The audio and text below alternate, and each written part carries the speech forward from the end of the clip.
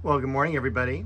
It is Dave and Bo, and you can see Bo is all curled up there. Hopefully she'll be joining us for our tour around the yard today. But it is cool and overcast here in Southern California. We do have a small heat wave, it looks like later in the week. But for right now, it's cool. It's about 70 degrees. It's overcast. It's a perfect day to be out gardening. And maybe it's a perfect day to be napping as well. So let's go ahead and take a look at all the cool things that we've got going on in the yard. I've been doing some watering this morning, so the hose is out. I'm about ready to cut back these daylilies here after our next little heat spell. Start planting in this area as well. The eugenia in the corner there looking really nice. And then we'll cruise over here to see some of the beautiful geranium blooms. We cut this back just a few weeks ago, maybe a month ago at the most, and it's already regrowing. And these ground cover geraniums are really quite impressive. They're very, very hardy. They bloom very often, and I'm really pleased with them as well. So we've got a Chamaecyparis here, a Pieris, another Chamaecyparis off to the side. Back here, I cleaned this area out a couple of weeks ago now. We still have some color here on the blood lily. Look at how awesome that bloom is. But you can also see too the size of the bulbs, and we're starting to get some foliage coming out of that already. This is Japanese maple bronze age back here. The normal Hemananthus, which is what the blood lily is. Look at all those blooms on that New Guinea impatient. The flowering quince looking good. And everything else looking pretty good too. It's just, all this stuff is just waiting to be planted somewhere. The Amaryllis belladonna, this section's about done. I started cutting back the Shasta daisies now that they're pretty much finished blooming. What you'll find, and I'll show you this on the other plant that I just cut back, is that you're starting to get some new leaf growth from the base. That's the perfect time to go ahead and prune back. Over here we've got Japanese maple orange dream. Just amazed at the foliage on that. Lots of fern. And I'm also looking forward to this Japanese maple losing its leaves. It has gotten crispy since that really hot weather, but this is very common for Japanese maples to do. And this is one of the first plants that I get to prune back, usually right around Thanksgiving. Got a few more blooms here on this spike for the Amaryllis belladonna.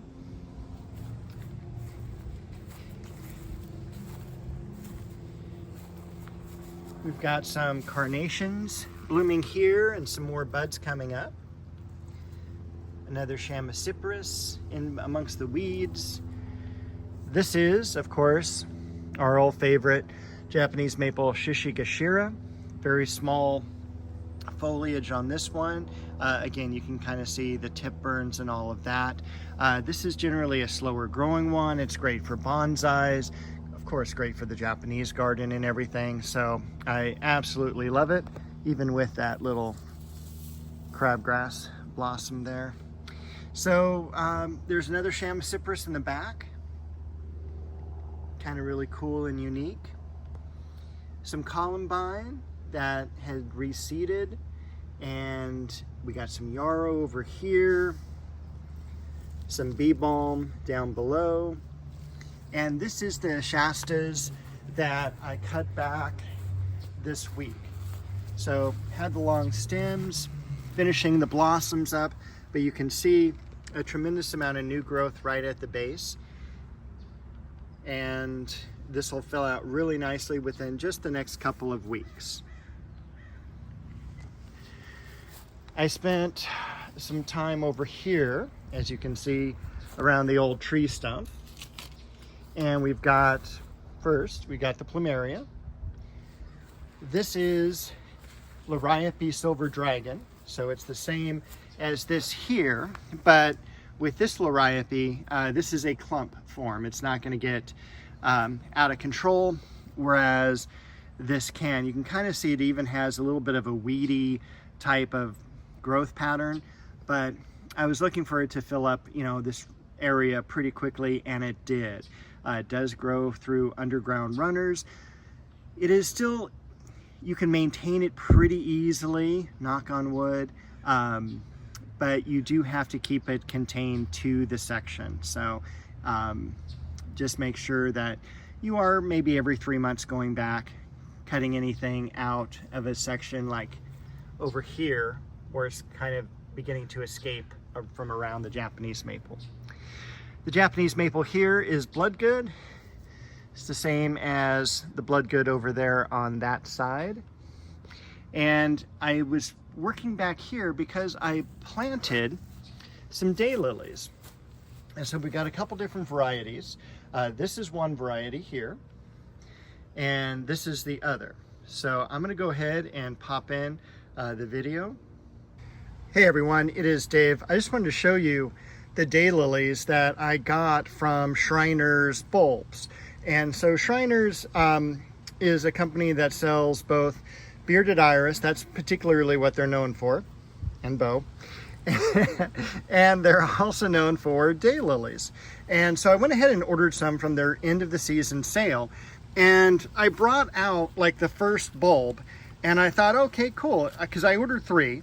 And I'm like, wow, they just taped all 3 together.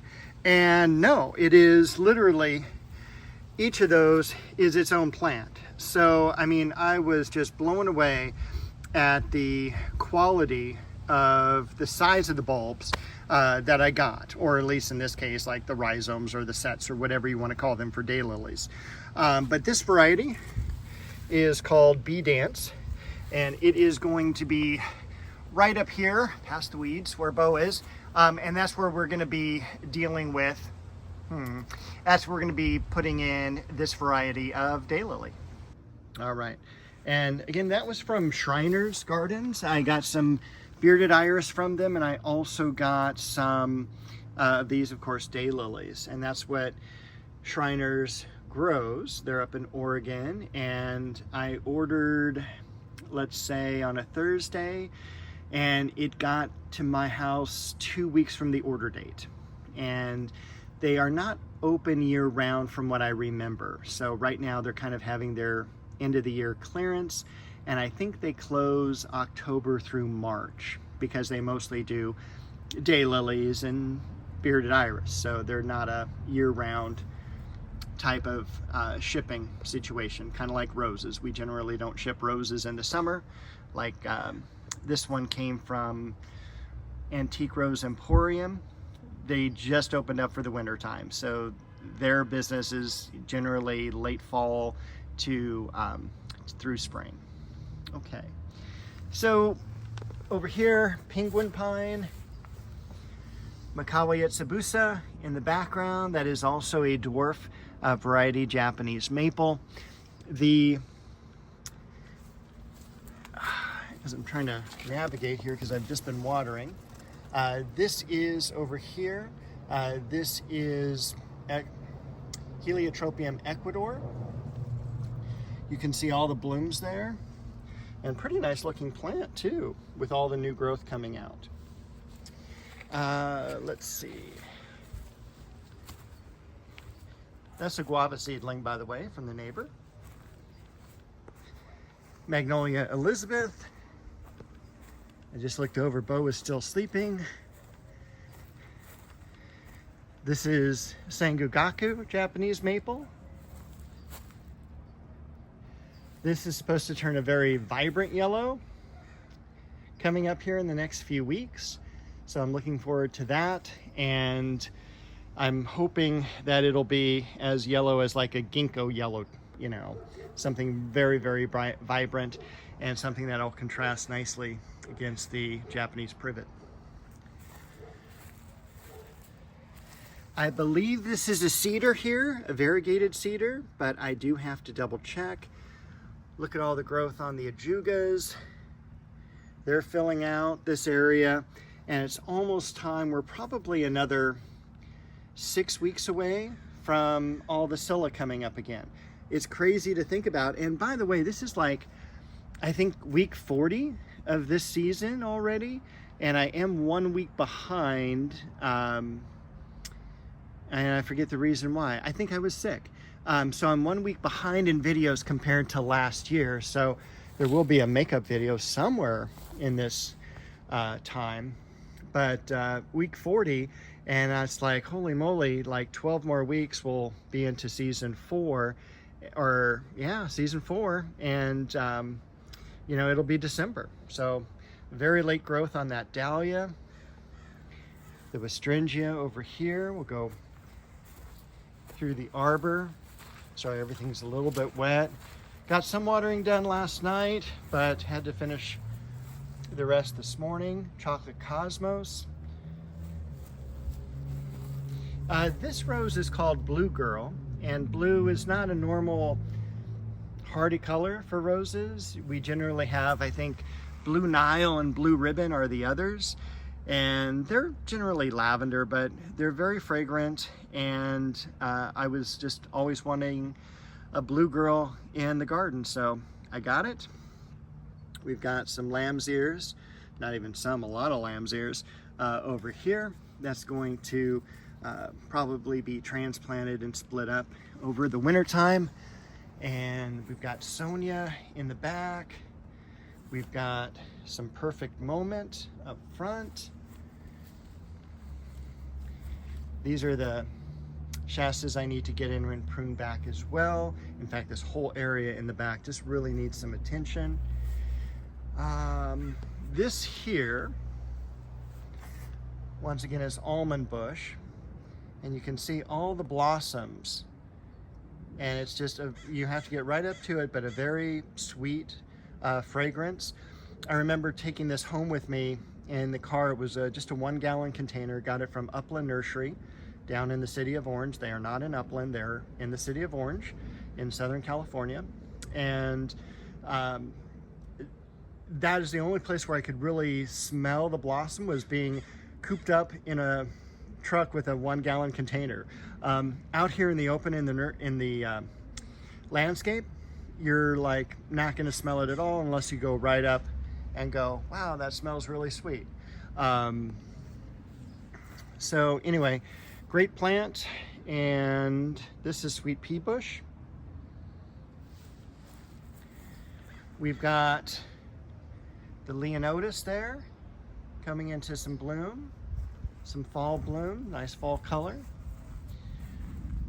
The multi-grafted plum tree. If you just are starting to watch my videos, this was a tree lily. Tree lily was all the way up 6 foot tall. And so once it got finished blooming, I just went ahead and cut the plant back. You don't cut it all the way to the ground on any of your bulbs. So a lot of people think that, okay, bulbs are done, we're gonna cut the blossom off, we're gonna cut the foliage off.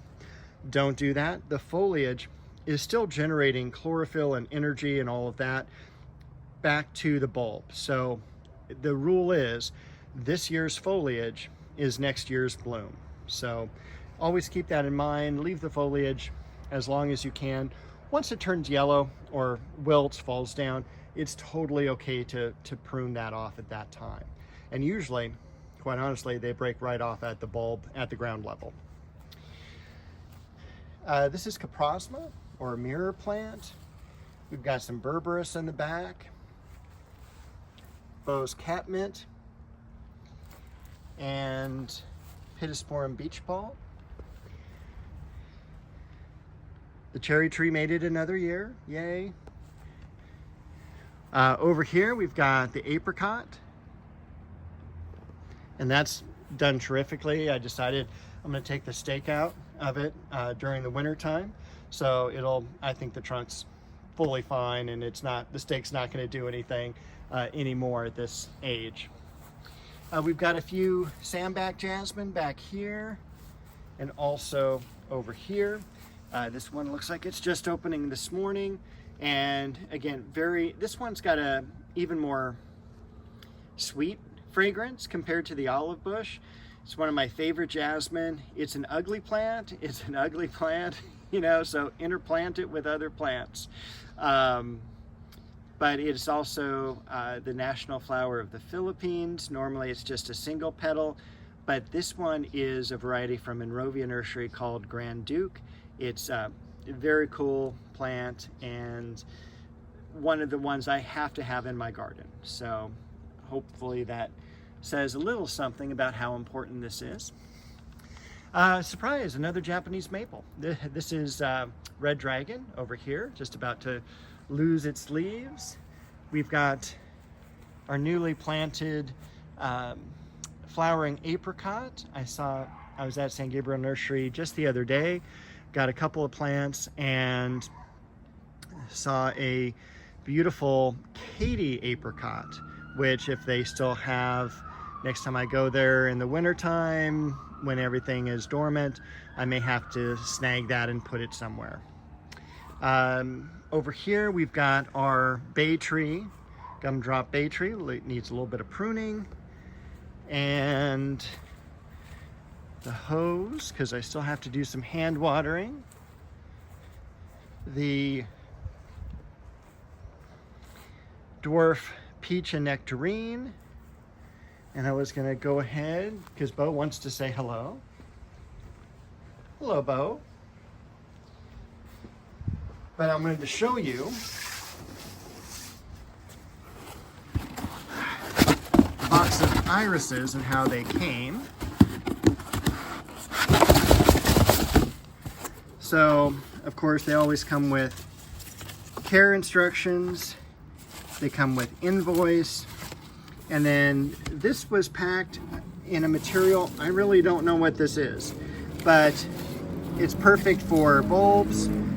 And take a look at the size, and this is year-end, the size of these bulbs. And so usually what happens is that they may have some varieties that didn't sell too well or that have just produced so much material that it exceeded the demand for them. So generally speaking, the end of the year sales on these is pretty darn good. And look at that beautiful blossom there that hopefully we will get next year. And same variety there, but I ordered like 3 or 4 varieties, some that were not all super gigantic, but some of them were dwarf. So we've got charismatic and all of that, so I'm really looking forward to planting these. So also, just as a reminder, when you get these types of shipments of plants, you want to open the box immediately. Of course, always take inventory, make sure you got delivered what you ordered. And then if they are like daylilies, those needed to go in the ground immediately. Those were in the ground within 12 to 24 hours. Bearded iris, they'll be on the shelf at a nursery for maybe a month or so, but generally speaking, the sooner you're able to plant plants, the better. So these will be going in the ground later tonight. So we're looking at 36 to 48 hours on the bearded iris. So that's what you should do. Bo says she's going to have a good day. I am too. I hope you have a great week gardening, and we will see you next week.